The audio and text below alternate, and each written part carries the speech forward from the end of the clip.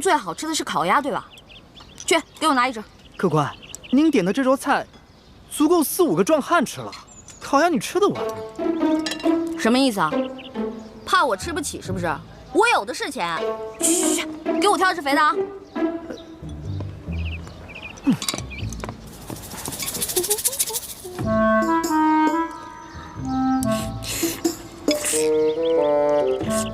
客官，烤鸭。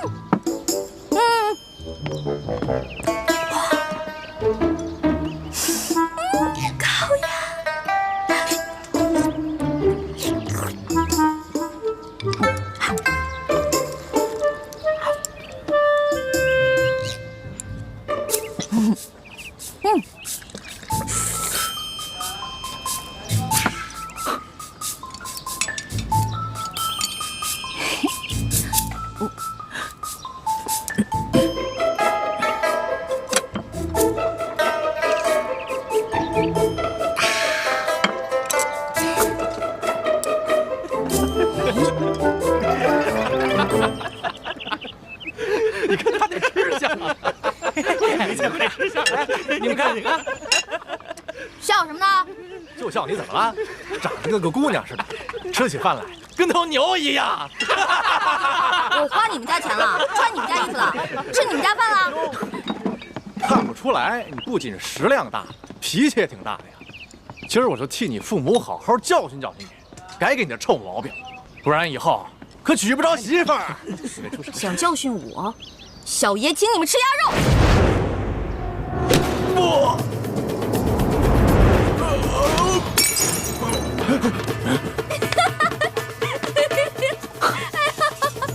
找死！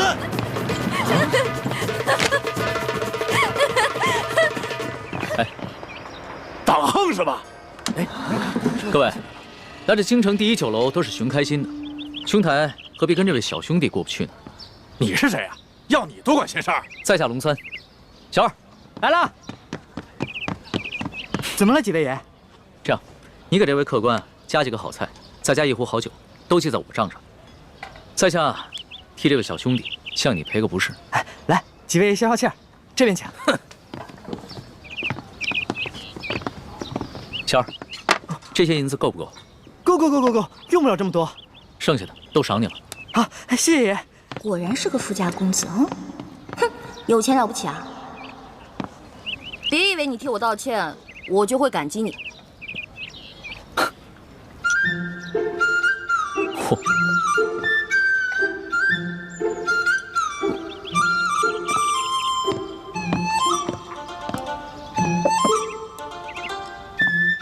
小兄弟，看你那么喜欢吃美食，这个呢，是我自家带过来的糕点，外面吃不到的，赏脸一品吧。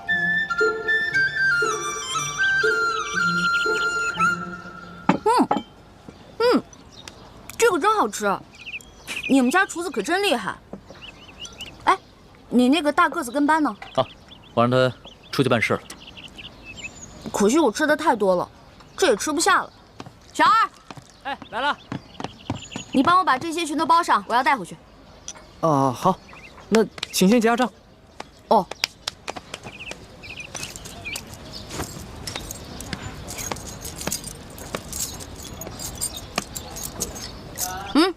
不用找了，这不够啊！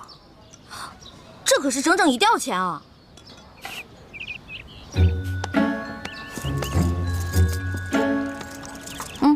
拿去。这还差得远呢。这回够了吧？只够个零头。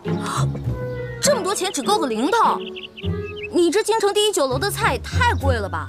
这些钱都是我跟我兄弟姐妹1年的利钱呢。这儿可是京城第一酒楼，可不是你们乡下的草棚子小饭馆。你看看咱这桌布，再看看咱们店的陈设啊！我跟你说，除了皇宫敢用黄色，普天之下没人敢用黄色，唯独本店。为什么？因为本店是先皇特许。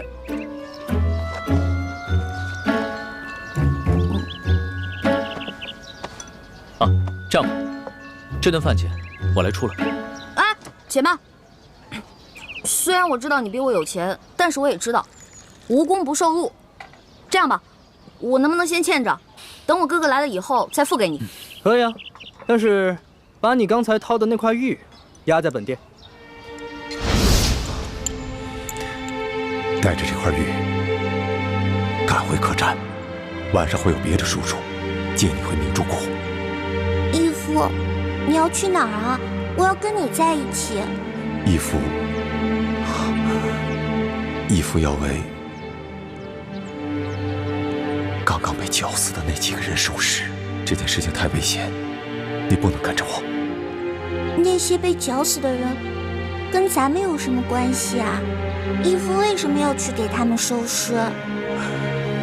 你还小，你不明白。记住，这块玉是你亲娘留给你的最后遗物，也是唯一能证明你身份的信物。你千万不能把它弄丢、弄脏。不行，这是我娘死前留给我的唯一遗物，不能给你。那客官的意思就是要吃霸王餐了。小兄弟，这个京城第一酒楼有个不成文的规矩，礼敬天下身怀绝技的能人异士。所以呢，你要是有什么绝技的话，能露出个一两手，这样的话就可以免了这顿餐费。对，如果你实在没有现银的话，可以露手绝技给大伙儿瞧瞧。那什么样的绝技啊？来，小兄弟啊，你看到这上面挂的字画了没有？只要你能题一首诗，写一首好字儿，或者是画一幅画，就够格了。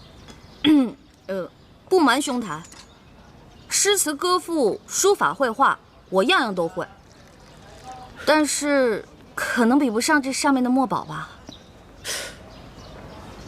若是小兄弟觉得自己文采稍逊的话，那会不会什么别的，比如某种乐器、舞蹈，或者武功杂艺？没错，乐器嘛，我会好多种，舞蹈、杂艺、18般武艺，我也都会那么一点点。但是绝技，恐怕还谈不上吧。原来客官所学杂而不精啊！哎，人的精力是有限的，这位小兄弟啊，年纪轻轻的就什么都会，已经是很难得的奇才了。这样吧，小兄弟，你就挑你最精湛的技艺来露一手，看看是否合格。若是不够格的话，我来给你做担保，等你找到你哥哥再来结账不迟。好，就听龙少爷的，挑个您最拿手的，来一个给大伙瞧瞧。好，来一个。多谢兄台。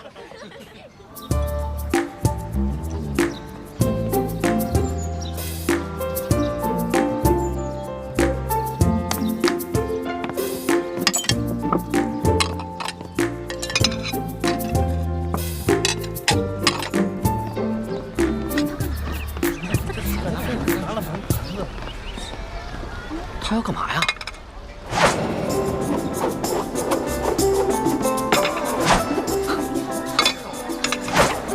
小兄弟，你这手上功夫虽说不上如何，但也算不错。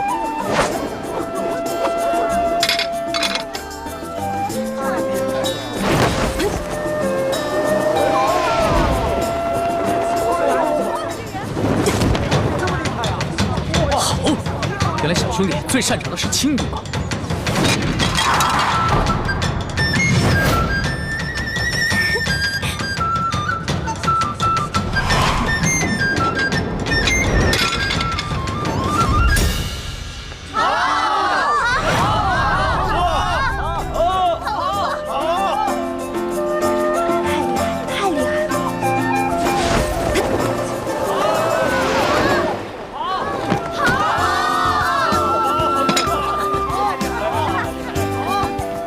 走了吧？当然可以，还请您留下高姓大名，下次再来本店提您名字可以打折。姓名就不必了，朱门酒肉臭，路有冻死骨。你这京城第一酒楼的一顿饭，够我跟我兄弟姐妹过1年了。先撤了。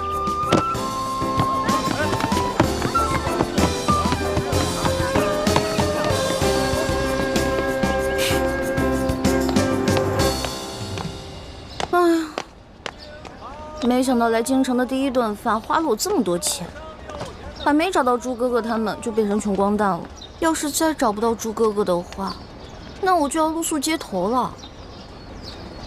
等会儿那个龙三出来，他往那边走，我们跟过去，然后把他抓了。龙三。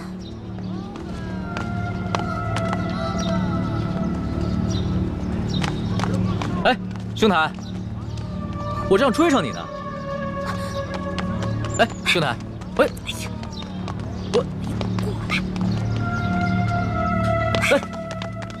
小兄弟，不要问。刚才我看到几个江湖人士在打手语，他们好像要对你下手。不会吧？我平时极少出门，没有什么仇家。你当然是没什么仇家了，但是你爹娘没有教育过你吗？出门财不可外露，估计啊是盯上你的钱了。我这个样子很有钱吗？一看你就是一个不经常出府的大少爷吧，没什么江湖经验。你啊，虽然穿了一件普通的绸衫，但是你手上那个玉扳指，还有你的帽子跟腰带上镶嵌的美玉，都是极品兵种。再看看你这把古扇，这扇面是黄庭坚的真迹吧？足以买下这整栋酒楼了。我倒是忘了这些细节了。小兄弟，你真是好眼力啊！哼，其实在下的能力呢，不光是刚刚在楼上说的那些，我对鉴赏古玩玉器也是不在话下。多才多艺，真是多才多艺。哎，不知道小兄弟叫什么名字？我们交个朋友吧。哎，你先别问我叫什么名字，我先问你，那个揪我小辫子，你那个大个子跟班呢？我原来还带了几个跟班，不过都被我派出去办事儿了。我们约好了，在街角转头的那个书画斋门口碰头。哎呀，如果你这样一个人出去的话，估计你也走不到书画斋了。那怎么办啊？这样吧，看在你刚才帮我解围的份上，又请我吃了一碟点心，我来帮你。先帮我开个房间。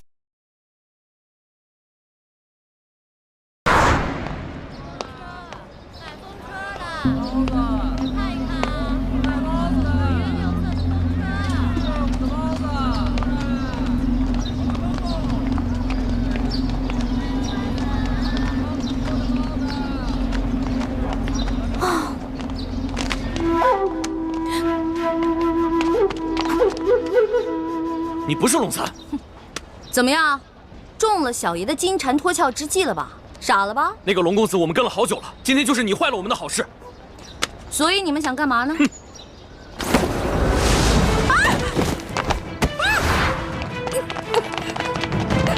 快！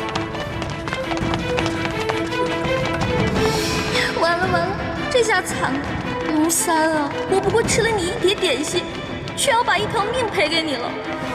你肯定会误会我顺走了你的财物，在背后骂我见利忘义、不讲信用。哎呦，真的是冤枉死我了！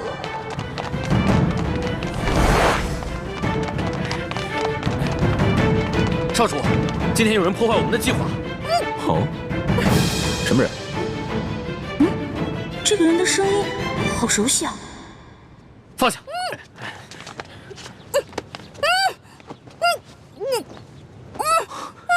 欢妹，怎么是你啊？把绳子解开！猪哥哥，猪哥哥，怎么会是你啊？少主，这位是？她是我的小师妹一欢。啊，这些打架劫舍的人，你认识啊？你别胡说，他们都是我们联盟的好兄弟。一欢姑娘，刚才真是多有得罪，没想到我们居然是大水冲了龙王庙。你们为什么要劫那个龙三啊？京城的达官贵人们都爱去那第一酒楼，所以我们在酒楼当中也安插了眼线，方便我们打探消息。这几天来，我们发现那个龙公子经常出现在第一酒楼，暗中查访各种民间消息，行迹可疑，出手又非常阔绰，所以我们打算绑了他，盘问盘问，顺便从他身上捞点钱财，用作咱们联盟的活动经费。没想到啊，却让你给破坏了。哎呦，实在不好意思啊，各位，我不知道你们是自己人，我还以为他们是绑架良民的土匪呢。我一大早就接到师傅们的飞鸽传书，说你也来了京城，让我务必保护好你。我正想着怎么才能找到你，没想到我们竟以这种方式见面了。这家慈航药铺是咱们联盟在京城的据点之一，掌柜的还有店里的伙计都是咱们联盟中的兄弟。我现在的身份是这家店里新聘的坐堂郎中。你给我记住了，以后在外人面前要叫我李建清李先生，不许再叫我朱哥哥了。知道啦。哎，朱哥哥，叶哥哥、雪姐姐、樊姐姐呢？他们都出去执行任务了。哦，我呢，在指挥兄弟们绑架龙三儿。没想到却歪打正着碰上了你。对了，你为什么要帮龙三儿啊？这个嘛，我先进去换件衣服，出来再跟你说。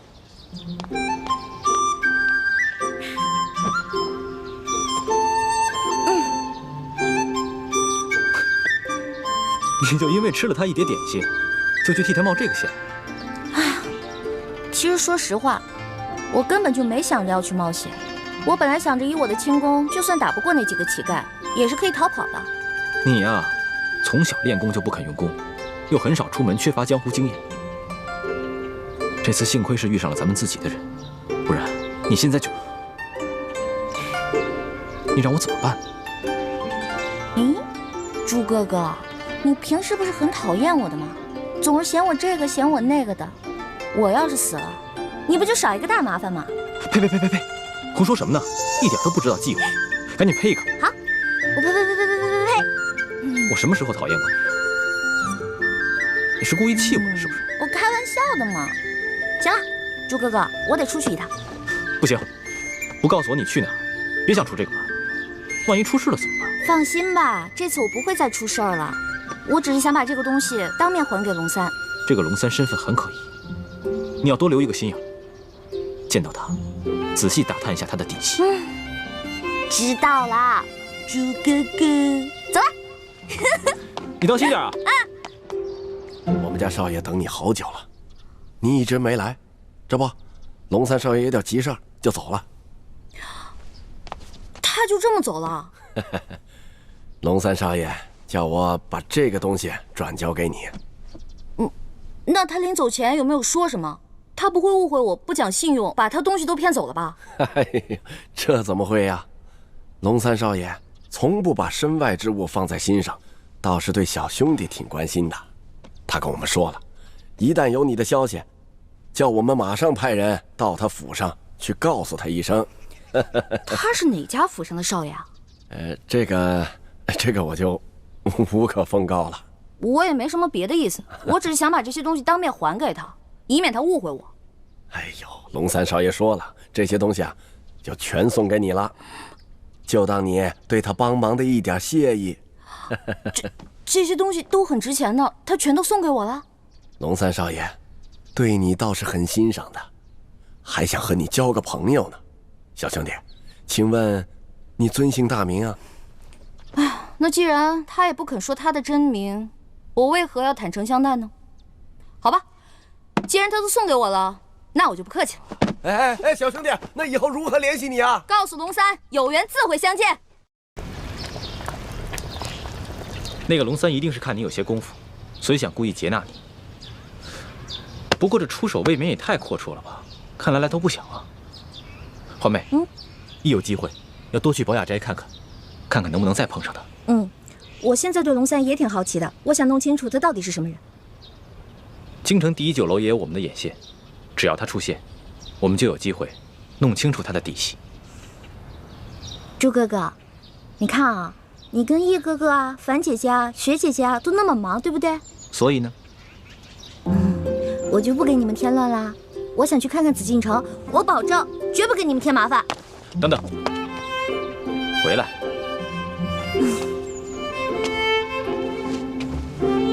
别搞得跟三脚猫似的，一点都不知道分寸。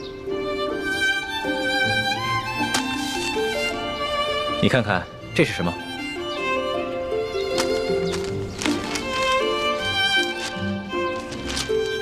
我知道你想去紫禁城，我陪你去。不过在去之前，咱们是不是得熟悉一下京城还有紫禁城的地图啊？这个是午门，午门前面是太和门。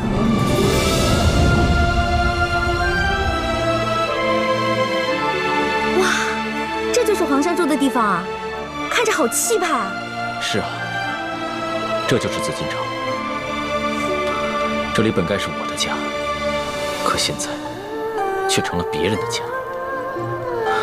环妹，总有一天，我要重新入住紫禁城，然后昭告天下，封你做我的皇后，让你坐上凤辇，风风光光的入住这紫禁城。我才不要当什么皇后呢！我又不想住在这紫禁城里。这个紫禁城啊，一看就是用黄金造的大金笼子，有什么好的呀？我才不稀罕。你难道不想母仪天下吗？我为什么要母仪天下呀？我的人生有3大志愿：一呢是吃遍天下所有的美食；2是穿遍天下所有的美衣。这第3个嘛，我希望赶紧治好倩影姐姐脸上的伤。环妹，你是大明晋王的女儿，又是我未来的太子妃，怎么可以这么胸无大志呢？哎呀，我跟你说实话吧，我才不想当什么太子妃呢。这话不敢跟爹跟师傅说，我也只能偷偷跟你说了。现在这世上太平，老百姓可以吃饱穿暖，这天下姓朱或者姓爱新觉罗又有什么区别呢？师傅为什么一直想要光复大明啊？你怎么能说出这么大逆不道的话呢？看，你生气了还？这话我不敢跟师傅他们说，只敢跟你说。如果你要是生气的话，好吧，以后我就骗你，我说好听的话哄你，可以了吧？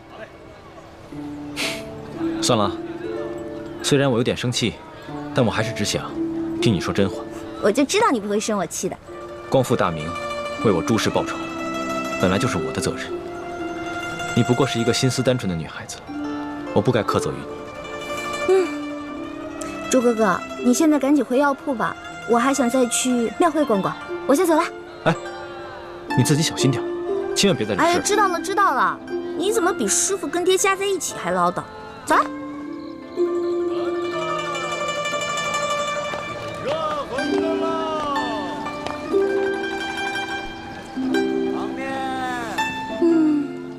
好香啊，好想再进去吃一顿。可惜这天下第一酒楼的菜价真是太贵了，根本吃不起。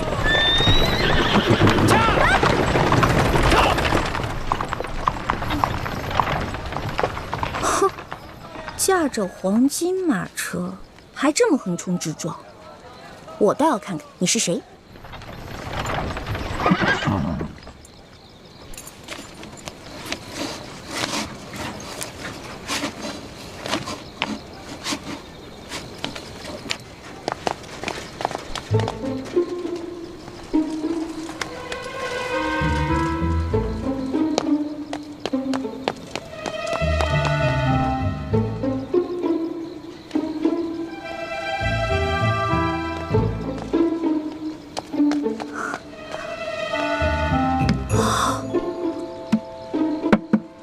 哇，真金的呀！这车主也太有钱了吧！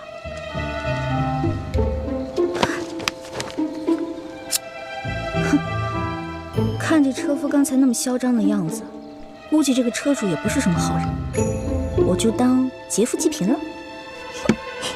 中堂大人，这边请。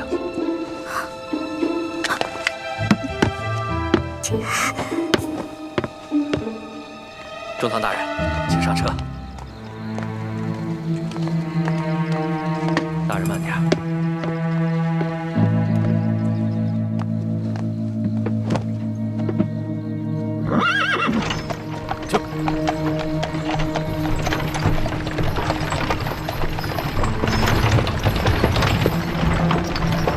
这当今世上，只有4位辅政大臣之一的鳌拜人称中堂。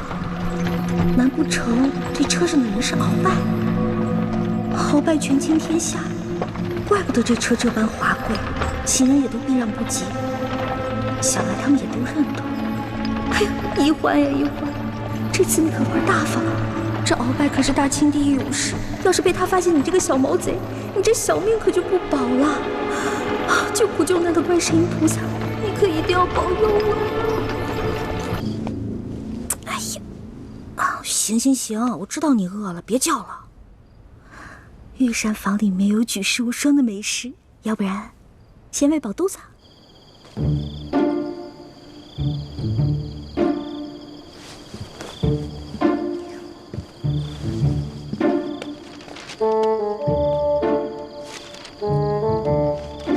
御膳房。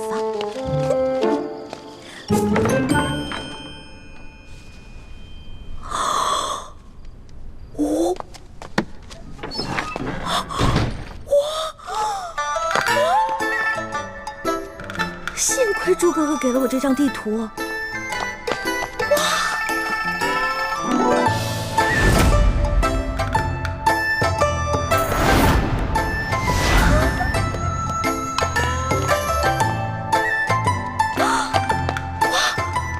这么多金银财宝，全是真的！上老板的车反而因祸得福了。我得把这些金银盘子全都带走，带到明珠谷给我的姐妹们。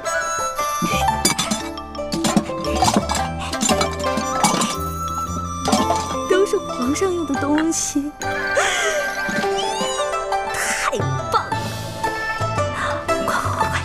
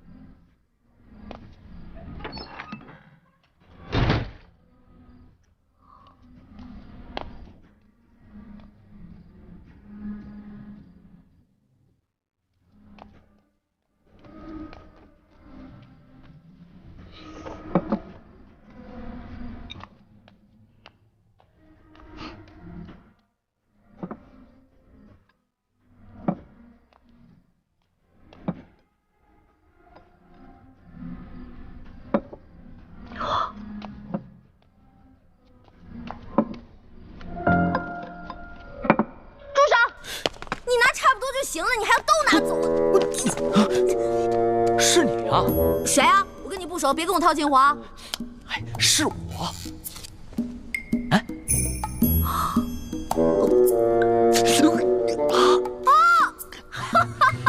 是你呀！是不是在里面？啊，我记起来了，我记起来了。嘘啊，嘘，我们换个地方说。走。哎，我的东西，我的东西。啊。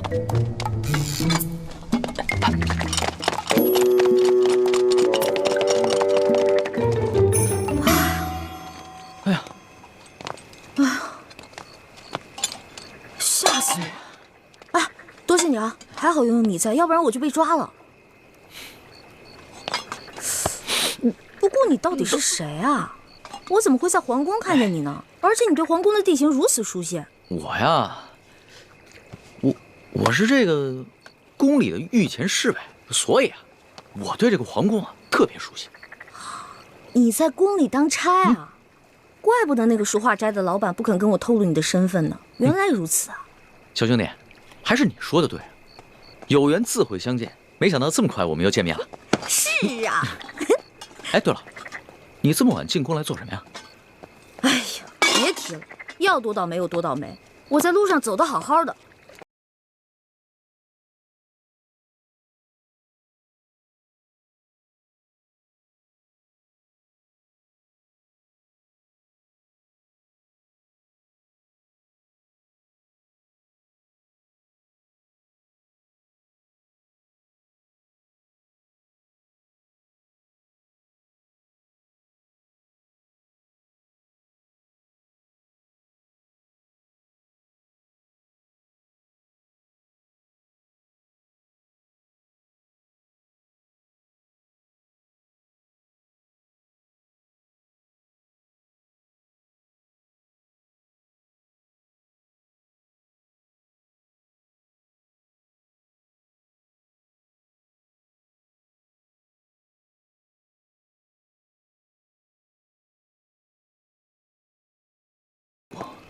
鳌拜在宫里会有奸细，但没有想到他居然如此放肆，胆敢公然勾结内奸，真是不把皇上放在眼里。还是小皇帝无能呗，这拉屎的呀，居然被吃屎的欺负。小兄弟，你这话未免也太糙了吧？话糙理不糙啊，我说的都是实在话。如果这个皇帝是个英明君主的话，那怎么可能任由鳌拜这么嚣张跋扈呢？小兄弟啊，你想的太简单了。这皇上啊年少，刚亲政不久，要整顿朝纲，自然是需要时间的。而且他确实想做出一番大事，要不然的话，他也不会派我乔装打扮，在宫外打探消息了。怪不得你在酒楼花钱这么阔气，原来是奉旨花钱啊！你这个差事不错啊！哎呦，我都跟你聊饿了，还好我在御膳房拿了点吃。这样，我带你去一个特别安全的地方慢慢吃。去哪里啊？哪儿啊？你跟我来就知道了。哦。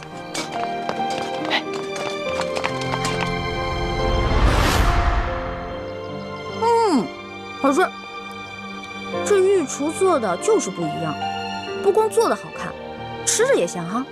那当然，能侍奉皇上的御厨，那都是天下第一的大厨子。哎，你不是说你是皇上的心腹侍卫吗？那你是他的御前侍卫，你想吃什么可以找他恩赐啊。那干嘛半夜3更的去御膳房偷吃的？我哪是偷偷去吃啊，我那是光明正大的去吃。你要不是为了掩护你，我哪会被那些相熟的侍卫追着满宫跑啊？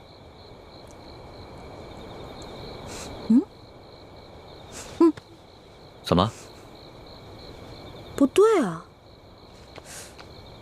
这2种糕里面掺了不同的香料，会使人慢性中毒的。中毒？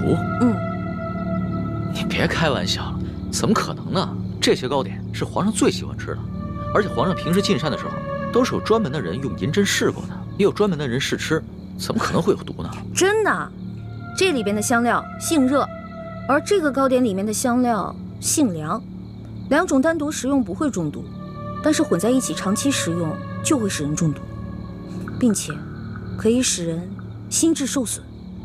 你没开玩笑啊？干嘛？别动，我来给你把把脉。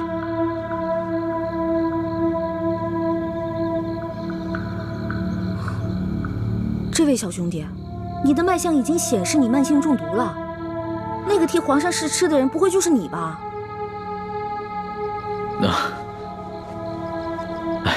实不相瞒，其实呢是皇上和我最近都感觉到身体不适，所以呢特意让我来御膳房求证一下。原本呢我是不相信宫里的太医，所以想取几样食材拿到外面去给宫外的名医看看。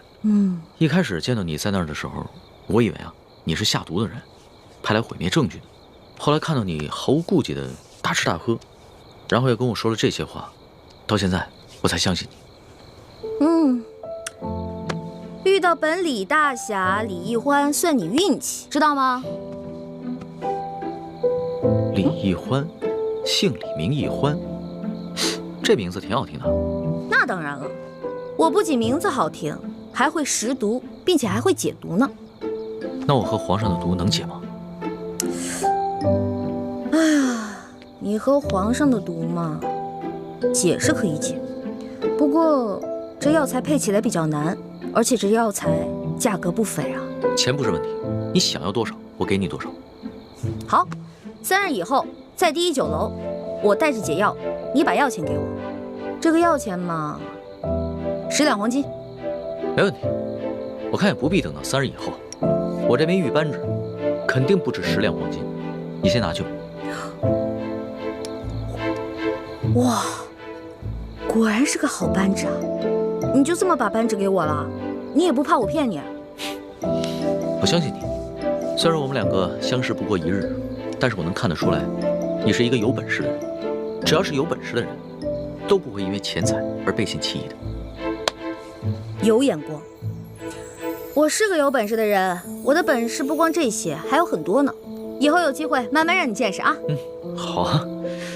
不过呢，刚才在御膳房咱们2个交手的时候，我发现你的武功啊，其实比我好不到哪儿去啊。没本事的人才会靠蛮力，像我们这种有本事的人是靠这里，知道吗？再说了，我就是一个江湖小贼，我这点本事也足够了。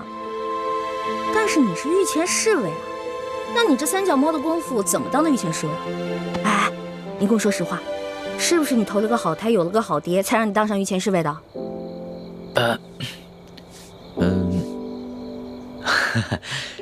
实不相瞒，我确实是投了个好胎，有个好爹。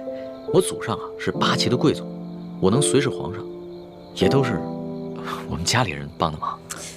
任人唯亲，这康熙小皇帝啊，果然不是什么明君啊。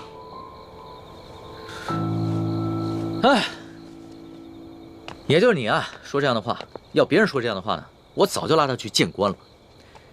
不过呢，你虽然言语上对皇上不敬，但是我能看得出来，你心思不坏。你这个小兄弟吧，通情达理，仗义疏财。我决定了，你这个朋友我交定了。来，今天高兴，喝酒。我这壶底的酒可不是一般的酒，这个酒呢是我在山里发现的野山葡萄酒，也不知道哪位仙人何年何月何日酿造的，总之特别好喝。你别以为你是皇上的小跟班，吃惯了好多御食，好多御酒，就不把我这个酒当回事儿了。我这个酒啊，可比你那些御酒好喝多了。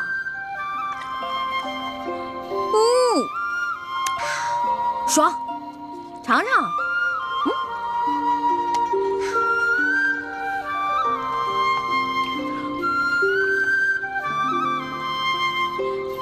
怎么样？啊，是好酒啊，是吧？多喝点。哎，小兄弟，你是哪儿的人啊？为什么要进京啊？我呀，我就是一个江湖游侠。我进京呢，就是来看一看京城有多繁华，吃遍京城的美食。二呢，我是想找一些珍贵的药材，配一款冰肌雪肤养颜膏，给我姐姐脸上疗伤。你姐姐的脸怎么了？哎呀，别提了，一说到这事儿吧，我就特别内疚。小的时候啊，我背着大人，拉着我姐姐去山里玩。哎，妹妹，咱们回去吧。平日里师傅们都不让咱们上山玩，说山里有野兽，那是他们吓唬咱们呢。走吧。哎呀，走啦！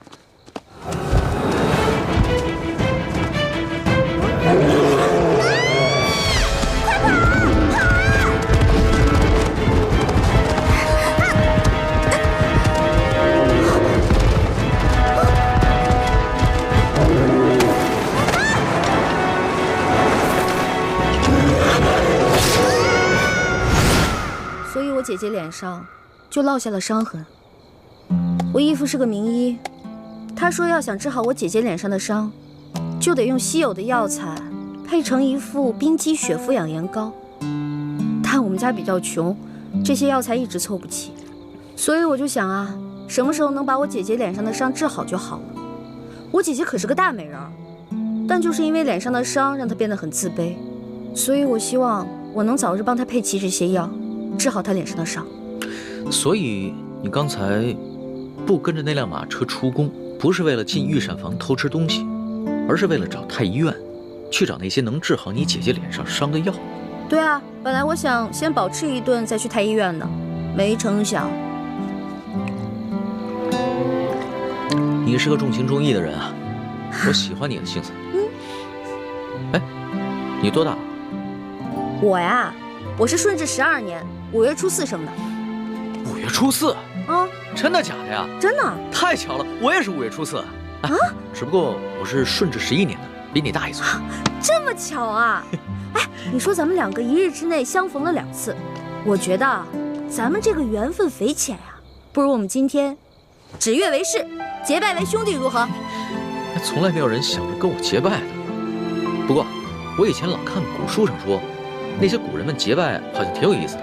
当然了，我也一直想这么做来着，可惜一直没有遇到合适的人。既然你我这么有缘，那就结拜吧。我长你1岁，我做大哥，你是小弟。哎，不行不行，岂不闻古人有云：文道有先后，术业有专攻。咱们既然结拜，就不能以庸俗的年龄论长幼，咱们得看谁的见识广，本事强。刚才你也说了，我的见识广，本事强，所以我是大哥，你是小弟。这也行啊？当然了，如果你觉得不行的话，再来打一架，谁赢了谁是大哥。不打。行，居然还有人想当我的大哥。行，你是大哥，我是小弟，好了吧？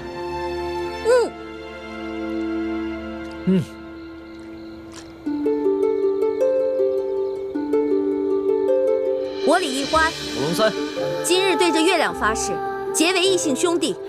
从今往后，有福同享，有难同当，永不背弃。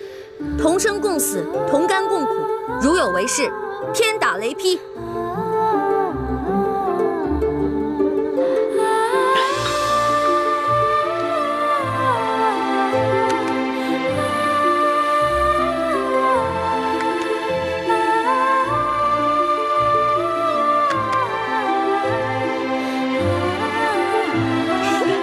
大哥请，小弟请。啊，对了，我们现在都结拜了，以后不能骗你了，要不然会天打雷劈的。大哥，你说什么呢？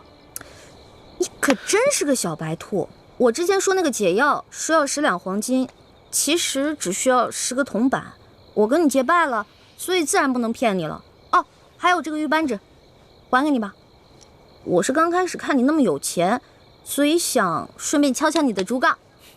不过现在咱们都结拜了，我就不能再骗你了，我得讲义气啊。大哥果然是个性情中人。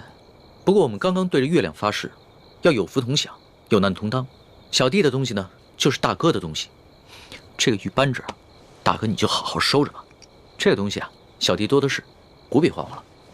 当真啊？当真。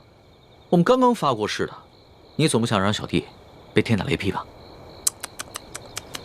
像你这样的小白兔，行走江湖不得被人炖了给烤了吃啊！不过你放心吧，现在有大哥在呢，大哥保护你。行，那日后小弟就多仰仗大哥观察了。放心吧，乖啊！我回来了。你去哪儿了？猪哥哥，我看看啊，有没有受伤啊？哎呀，猪哥哥，别大惊小怪的了。你看我不是挺好的吗？什么事都没有啊。哎，你知不知道，大家为了找你一宿都没睡，各个据点也都派了人，满北京城的找你。樊师妹到现在都没回来。一欢，谢谢你急死我们了。哎呀，对不起嘛，没想到我一夜未归，大家这么兴师动众的。欢妹，你要注意自己的身份。如果你出了事，整个联盟会不惜一切代价去救你。如果因为你牺牲了那么多无辜的性命，你心里过意得去吗？我知道了，猪哥哥，我错了，我下次再也不这样。不过，你们知道我去哪儿了吗？去哪儿了呀？紫禁城。你不是跟我说去庙会了吗？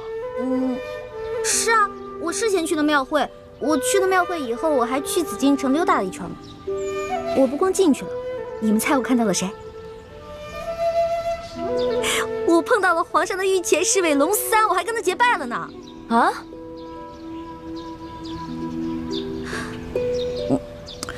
我就知道你们不信我，给我。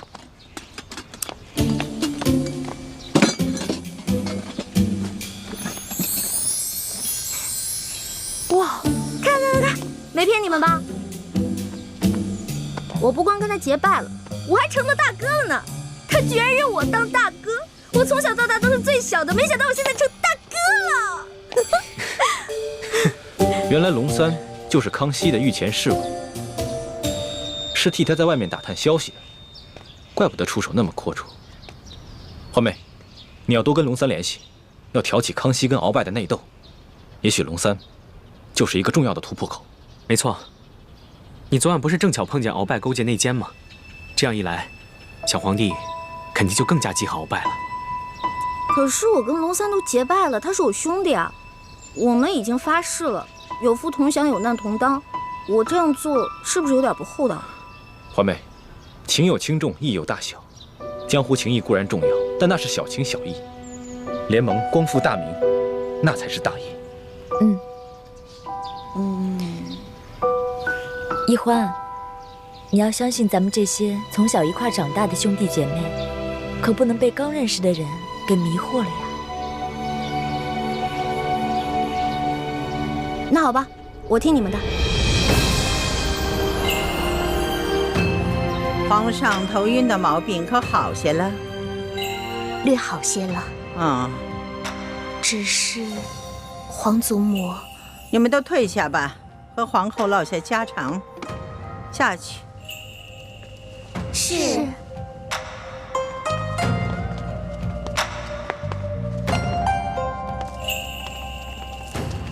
现在你可以放心的说了，皇上这头晕的毛病，可是有什么古怪？是有人在皇上的饮食中下了毒。下了毒？那太医院的人回话说皇上患了风疾。哀家也奇怪，皇上啊，从小就习武，身子骨健壮着呢，又正当年少，怎么可能患上风疾呢？这一定是有人做了手脚，下的什么毒啊？是否危及到生命？皇祖母放心，倒不是什么要命的毒药，只是2种药性相克的草药，长期服用会引起心悸和头晕，无法理政。明白了，竟有人如此胆大包天，肆无忌惮，这在朝里找不出第二个。想必他是看上皇上长大成人了，却不甘心还政于皇上，居然不惜铤而走险来毒害皇上。皇祖母，那个狗奴才已经如此大胆，那可如何是好？如今恐怕也只有您老人家能想办法来压制他了。哎，哀家老了，忠心于哀家的那些老臣们，病的病，老的老，死的死，都只。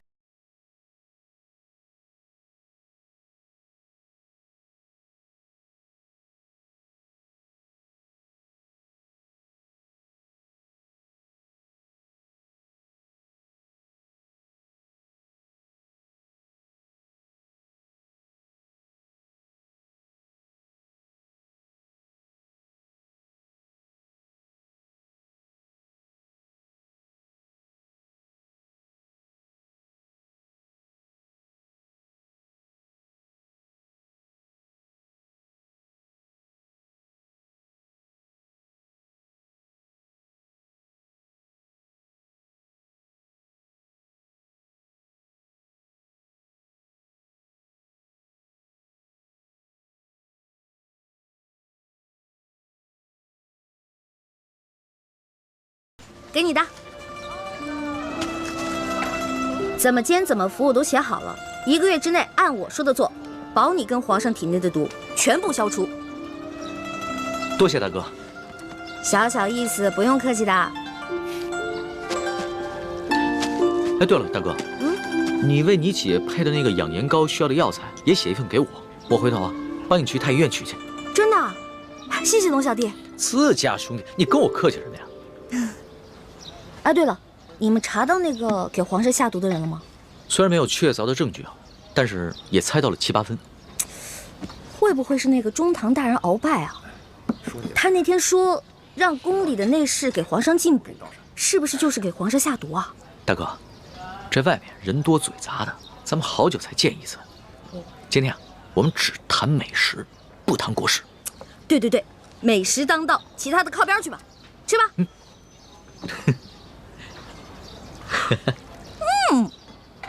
好吃。哎，大哥，我送给你的那把古扇子呢？那把扇子啊，太贵重了，我不敢拿着，所以呢，改明儿我给它当了，兴许能换好多钱呢。大哥，那把古扇是我阿玛赠给我的，对于我来说意义非凡。我和大哥呢一见如故，很是投缘，所以把它转赠给大哥。没想到你却想把它拿去当换钱。呸！我说错话了嘛，别生气啊，龙小弟。您放心吧，那把扇子我会好好保存着，我绝对不会把它卖了。如果丢了的话，那我就出门被雷劈，下河被水淹死。你也不用发这么毒的誓啊，只要你心里有小弟就好了。哎呀，龙小弟，你不知道，你是贵族家的小公子，而我呢，从小出生在一个穷乡僻壤的山谷里面，全谷的人呢，连一件像样的绸衫都没有。每当过年啊，所有的人分一头猪吃。来到京城以后呢，我觉得京城好繁华呀，我特别想努力赚钱，把这些钱都带给乡亲们，让他们过几天好日子。大哥，以后呢，要是缺钱的话，你就来找小弟我，小弟别的忙帮不上，银钱这方面啊，很是方便。只是，大哥千万别再把我送给你的东西拿去卖了换钱。哎，那可不行。虽然你是我兄弟，但是你已经帮我很多了，我可不能再让你帮我了，我要自己赚钱。我知道，大哥这个人呢，表面上看上去放荡不羁，其实啊还是很有原则的。哎，我的龙小弟也不错嘛，仗义疏财，通情达理，最主要的，大气有钱。能得到大哥这样的评赏，小弟心里甚是欢喜啊！来，喝一杯。喝，干了。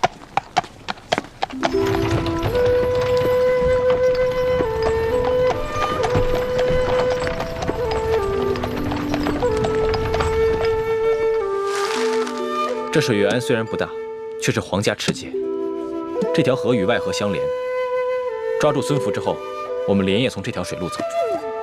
就算他们最后发现知府不见了，全城戒严，我们已经离开袁州了。一欢，别玩了，准备好船只，在指定地点接应我们，中途切莫离开。知道啦，啰里吧嗦的。主持，你帮帮我吧。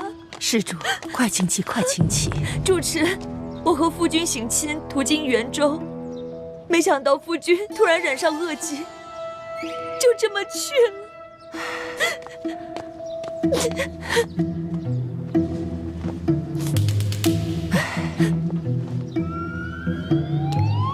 阿弥陀佛。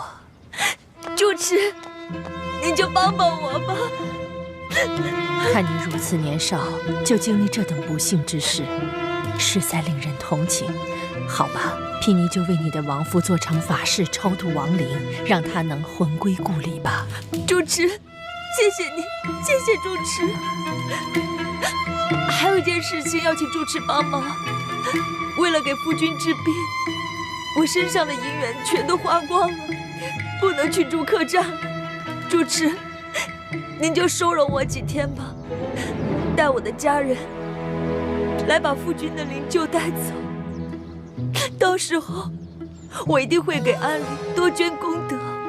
这水月庵多年来一直深得知府夫人看顾，3天后他要来此上香许愿，到时安里会谢绝一切香客。若是他看见你们在此，恐怕多有不便呢。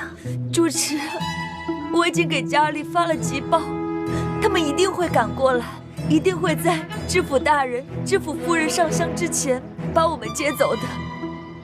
主持，您就帮帮我吧。主持，您就帮帮我吧。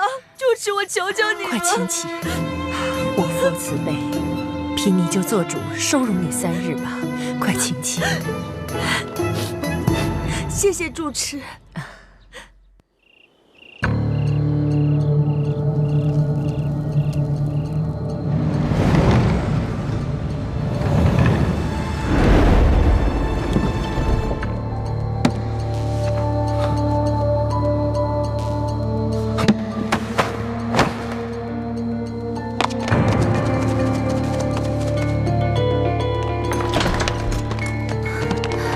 大师兄，大师兄，大师兄，叶师弟不愧是咱们的军师，这个计划到目前为止都进行得很好。还是大师兄的逼气功厉害，那主持1连2日为你做法事都没有丝毫的察觉。明日啊，孙福的夫人就会来上香，成败就在此一举了。对了，一欢接应的船只没问题吧？应该安排好了吧？他说没问题，应该没问题。小师妹虽然平时贪玩，但还是分得了轻重的，会安排好的。我亲自带他踩过点，亲自安排好船只，再三嘱咐过他，应该不会出现什么问题。这个臭猪哥哥把我一个人扔在这儿。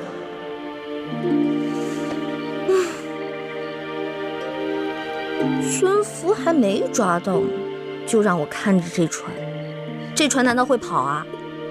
真是，哎呀，袁州有什么好吃的呢？怎么一提吃的我肚子就饿呀？不行不行，猪哥哥再三叮嘱我了，我必须要看好这个船。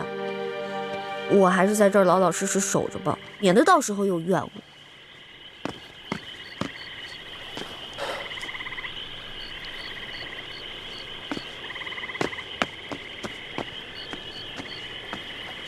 船家，船家，啊！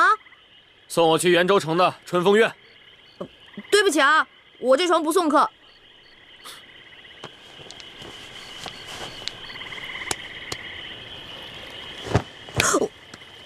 哇，好大一锭银子啊！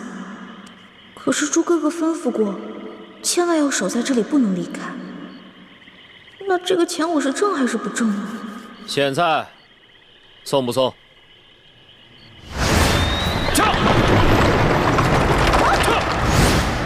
是他，他怎么会乔装改扮到这里来呢？难道是鳌拜又在搞什么阴谋？猪哥哥他们明天才会动手劫走孙福，我且先送送这个车夫，说不定能打探到什么重要情报。到时候师傅和师兄师姐们就不敢小瞧我了。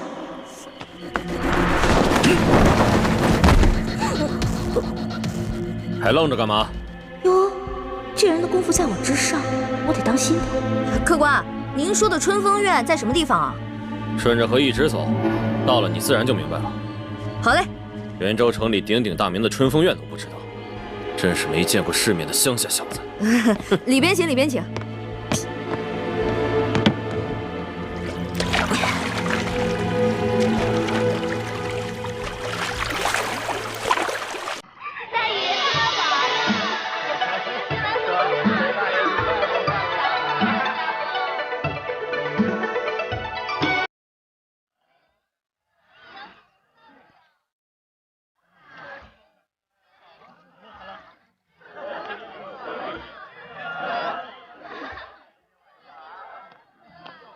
小子，这就是鼎鼎大名的春风院。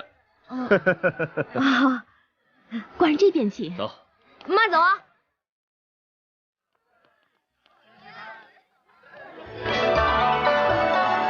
原来这就是传说中的妓院啊！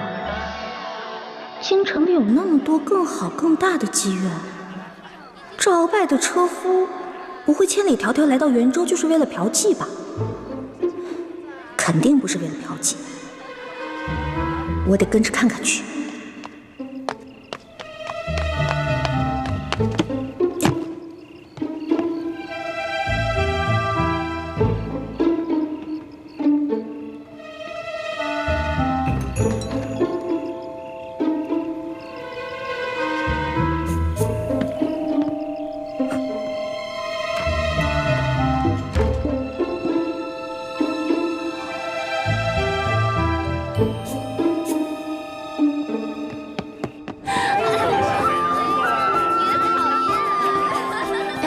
妈妈，生意可好啊？托中堂大人的福。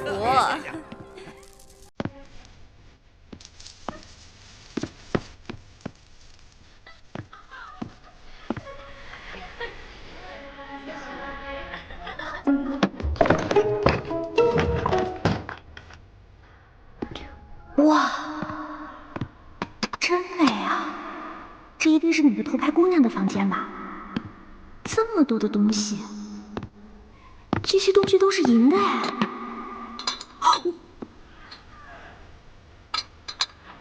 没找到那个车夫，那我就打包这些东西也不错。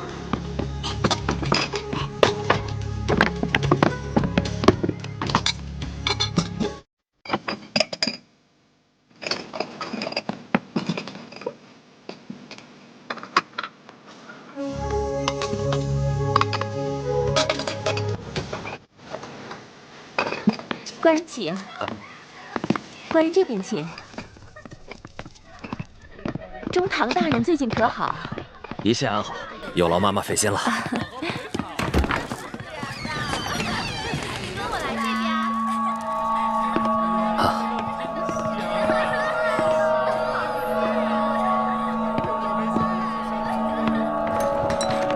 官人这边请。好。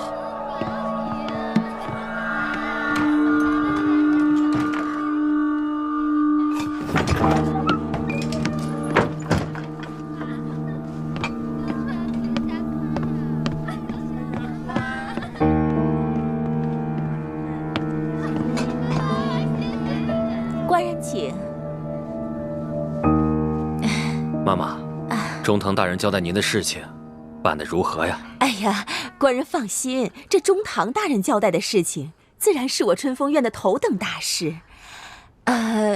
只不过中堂大人这次挑中的2位美人，虽然长相不错，但是资质却欠佳。想要把她们调教的琴棋歌舞精通，还要精通男女情趣之事，恐怕还需要多些时日。什么美人啊？还要琴棋书画皆通，还要懂得男女情趣之事？难道鳌拜想替自己讨小老婆？来不及了，离最后一批秀女进宫的时间不多了。待我办完这桩事，就送他们进京。哦，鳌拜不是给自己讨小老婆呀，是在帮康熙那个小皇帝调教小老婆呀。这个鳌拜一边给皇帝下毒，一边给皇帝挑选美女，还真是软硬兼施啊。这地方不能久待，我得赶紧离开，去船上等诸葛和他们。元州知府穆泰大人离我明晚相近，就在你的春风院，还请妈妈提前安排一下。官人放心，奴家一定安排妥当。有劳妈妈了。知府大人，穆泰，不就是我们要绑的孙福吗？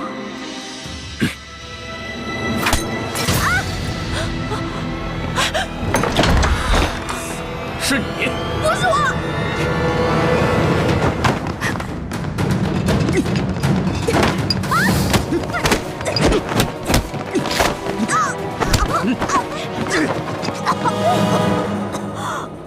你假扮船夫跟着我，又来偷听，你到底是什么人？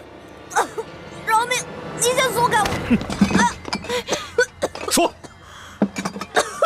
我说，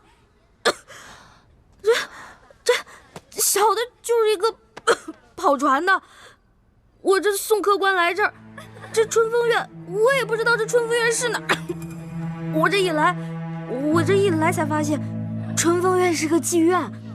我就想，小的我这也没见过什么世面啊，我就进来。但小的穿的这身吧，也不是熟客，没什么人招待小的，小的就在这2楼瞎晃悠。这晃悠着，就看见屋里有好多金银酒器，我就想伸手拿几件，结果小的错了，这小的再也不敢了。你只是为了偷东西，没有别的企图？小的糊涂，都是小的一时糊涂，这偷的东西都在这儿呢，你看看，都在这儿。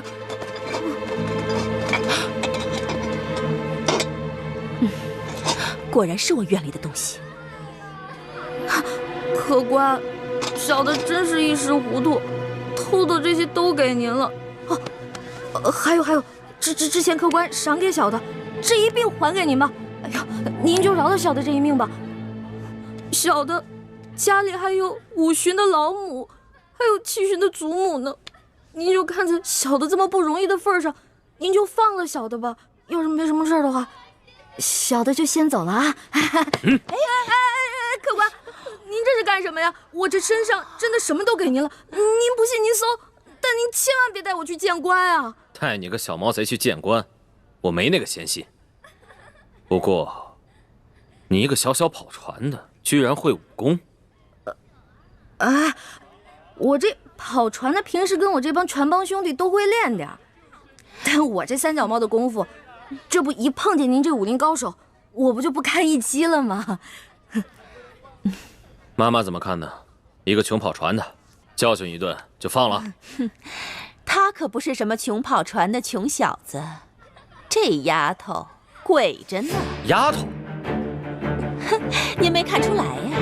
这是个姑娘，还是个厨呢，敢来我春风院偷东西，你胆儿够肥的呀！来人，把这女贼给我抓起来！走。干什么呀？进去。干什么呀？放我出去！救命！救命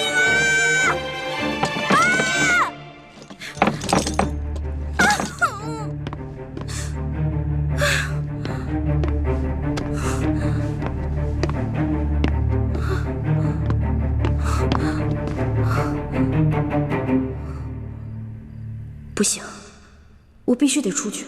天一亮，朱哥和他们就要开始行动了。万一他们抓了孙福来到河边，却发现我和船都不见了，那可怎么办呀？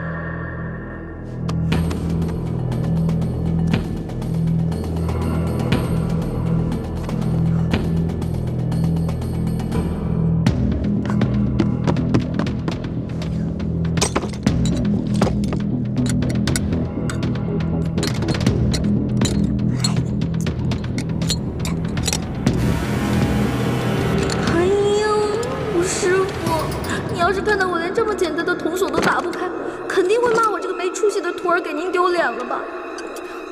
只怕不仅仅是把您的脸给丢了，搞不好我把自己的小命也给丢了。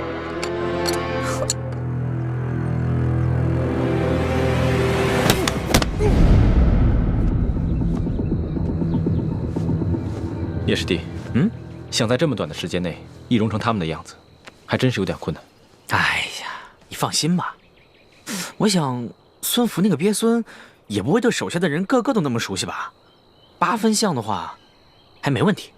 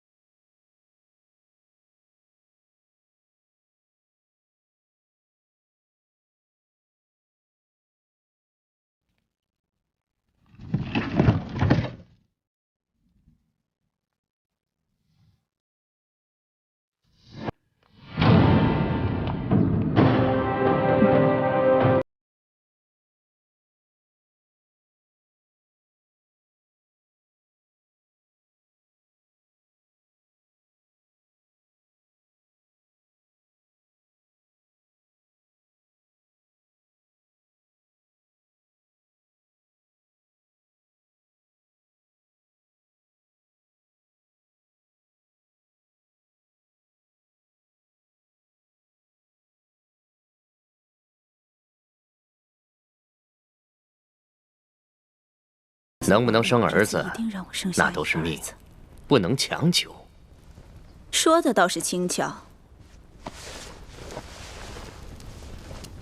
老爷要是不喜欢儿子，为什么3年之间纳了3房妾室？夫人何必在意？那他们不也都生的是女儿吗？要是那几个小狐狸精比我先生出儿子，那我该怎么办？夫人，菩萨面前不能口出恶言呐。罪过，罪过。阿弥陀佛，阿弥陀佛。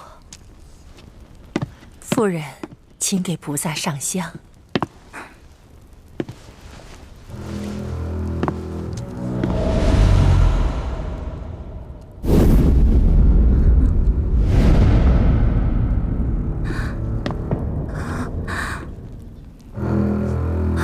夫人，夫人，夫人，夫人，来人呐！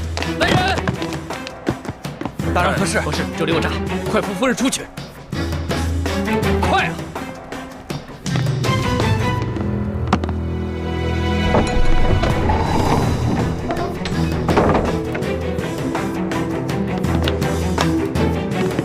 你们要干什么？不干什么，不过想请知府大人跟我们走一趟，或者我们应该称呼您孙福孙将军。